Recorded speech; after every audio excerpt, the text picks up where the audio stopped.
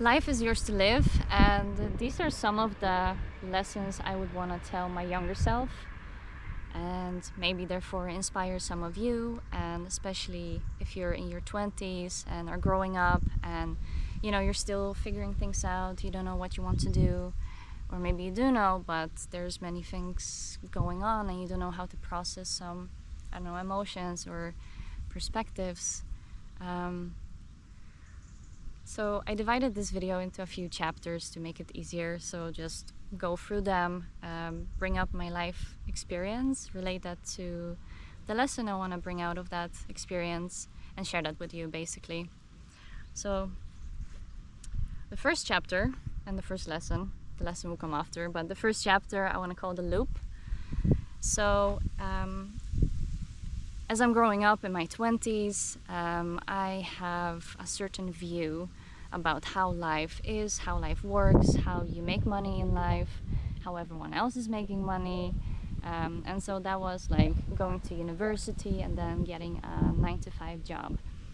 And so I followed that path because I thought that, that is the path for me, that is the safest, the most secure way of living, and that is what everyone else is doing around me. And on the side I was also pursuing my hobbies, such as playing the drums, making some videos, some creative outlets, but I never really pursued those passions to the same extent as pursuing my professional career, just because I thought that that was the most secure and safest way to get money and to live, and therefore I could plan my entire life, like how I'm gonna be when I'm 25, how I'm gonna be when I'm 30, etc., etc., right?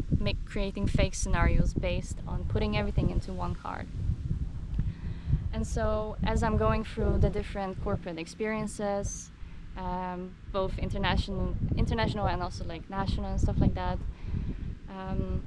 there comes a point where basically everything just ended for me because of budget reasons, and I was prepared for it because I heard about layoffs happening here and there, and well, basically they happened all the time at some point. And so when I realized that as I'm 30 and a half, almost 31, I realized that the same belief that I've had for the past 10 years is just not not as secure, or not the secure and the safe way that I thought it would be. And so something, had to change for me. I had to change my perspective on, what, I've done this for 10 years. This is how it works. And I see evidence for myself that things are just, they're not what I believed to be.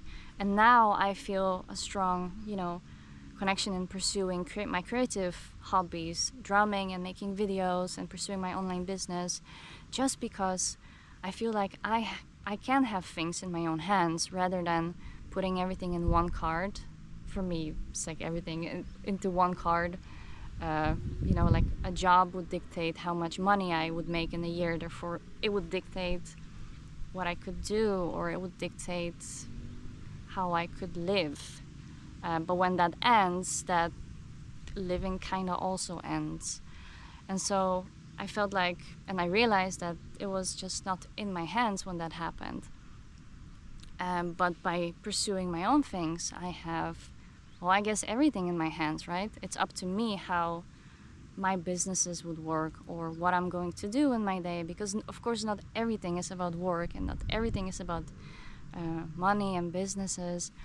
But just for me right now, like what I'm working on, and that shift that really like sparked me to make the shift, basically to just leave that old mindset and belief behind that I've had, and just pursue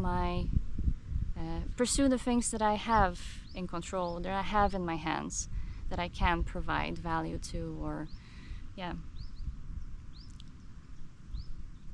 for a long time I didn't know what I wanted to pursue.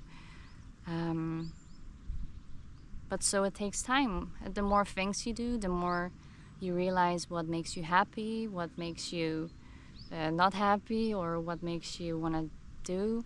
And sometimes it's not about just happiness or not happiness. I'm not only talking about that, of course. It's just about aligning with what you want to do in this life, and aligning with what you want to see, who you want to be, who you want to be around, because this is your life to live. So I would say the lesson from this would be to always pursue what you want to do.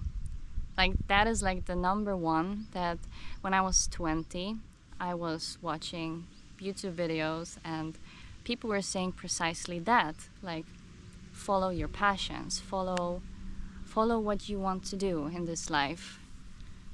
And so, yeah, back then I guess I took it not even half serious, but like just seen it as a hobby, because I believed in one system of making money or how to live your life in the Western society.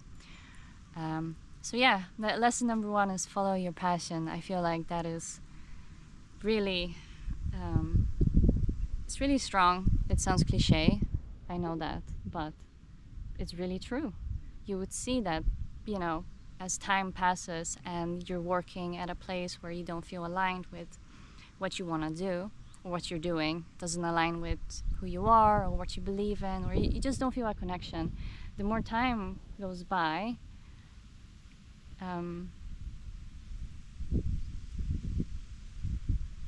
you just feel more disconnected in a way from your true self, I guess. I don't know.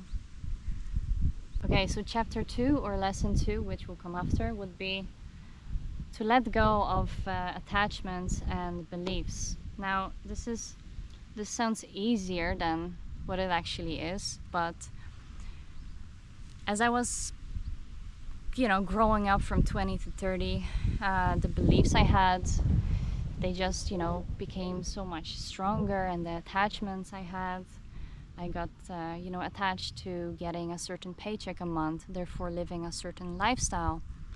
And so I got attached to that lifestyle, and kind of, you can call it an addiction, right? You're addicted to a certain lifestyle, you're addicted to a certain frequency that you're living in. And so when that ended, so that lifestyle ended because of I didn't have what was happening in my hands, but it was decided for me. When that happened, I had to let go of a certain lifestyle because of that transition period from that belief that I've had for so long up to the belief of what I'm doing now and what I'm pursuing now. And I had to let go of the belief that working a 9 to 5 is the safest and the only way. I had to let go of certain personal beliefs as well, of course, on how I should live my life and how I should, live my day. So a few examples could be when I wake up, I don't look on my phone first thing, but I leave phone and everything else for a bit later. But I rather wake up and decide what I want to do with my day first. Know what's important for me, what do I want to do today? What's my goal today? And if nothing, that's also fine. But I value that moment to myself before I get maybe influenced or attached to something that I read or an email or things like that. So just letting go of certain beliefs and trying to redefine your day, your life by what you're doing, how you're thinking, who you're listening to, who you surround yourself with, of course. Even music you listen to has a big influence on things. And other thing I like to do is wake up and go to the gym. That fuels the day as well. So once you change your daily habits and let go of the old in order to make space for the new, and if you don't know what that new is, that's normal, because you gotta take some time as I mentioned before, like that transition period from one belief, if you have for as long as me, like 10 years, takes some time to readjust and to really like start to believe in yourself that okay, that belief was just one belief, but now I'm creating a new one. I'm creating a new path for myself, if you want to call it like that. So I have to, believe in it and let go of that old. So I guess lesson number 2, a lot of letting go. But I guess the lesson here would be to just recognize that some beliefs are, all beliefs are just beliefs. So the lesson here would be to know what belief to focus on. Know what is important to you. And if you don't know what's important to you and you're still figuring things out, then, I really recommend just trying out new things, seeing if you're interested in anything new, if and reading books really helps as well. So those 2 things. But really knowing your focus really helps in your long-term goal, but also short-term goals, and just knowing that if you feel like a certain belief doesn't serve you anymore, then it probably doesn't. Then maybe it's time to let go and focus on something new, focus on something you wanted to pursue. It's also like realizing that, you are not your job. The job does not define who you are, like I mentioned with the lifestyle. I don't know about you, but I guess I've struggled with that for a long time, because the job had kind of defined what I could do in a way that I believed in. So the 3rd chapter and the lesson would be to take courage to really start over if you want to. If you feel that certain beliefs and self-limiting beliefs or certain ways of living just do not serve you anymore, and you feel like you want to do and really pursue what you want to do, to actually like have the courage and actually start over, whatever that means. I could give you my example of myself as I was going through that transition from working a 9 to 5 to pursuing my ambitions and whatever I want to do. I had to take the courage to not fall back to the old ways, because it is, I guess, easy to fall back. And it is easy when, you have a family and you have things to pay for and things to take care for.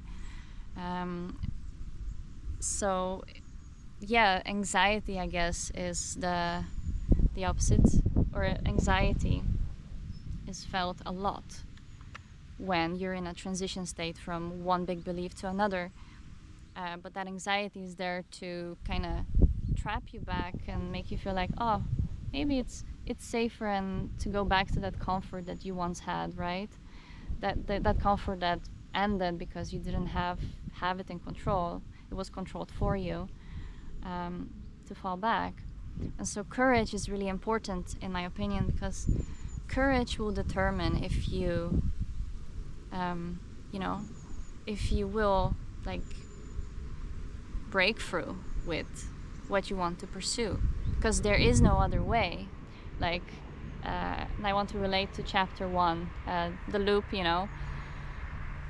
When I was living from 20s to 30s and had 10 years of the corporate experience, I could plan 2 vacations in the year. I could save X amount of money. I could buy this and that and whatever. And so I remembered that comfort, of course. But every time I forgot why it ended, and that it was, it ended because it was not in my control. And I always fell back, to different companies, a different job, a different this, a different that. But in the end, essentially, it's all the same. It's like, it's not in my control. So courage is really important if you want to break through that old loop and old mindset, to break through with your passion and what you want to do in this life. That's the lesson here, I guess, to really take courage for what you want to do and what you want to achieve, whatever that means. So I guess these were the three things I wanted to kind of share with my younger self. Um, of course, I also believe in, that everything happens for a reason. And I believe that, the past 10 years that I've had happened for a reason. And as I said, I'm really thankful for the experiences and things that happened, because they led me to where I am today. They led me to, hitting different realizations about life, how I have been living the past 10 years and how I want to live, actually, and that I could and I can live that way. So yeah, thank you so much for watching.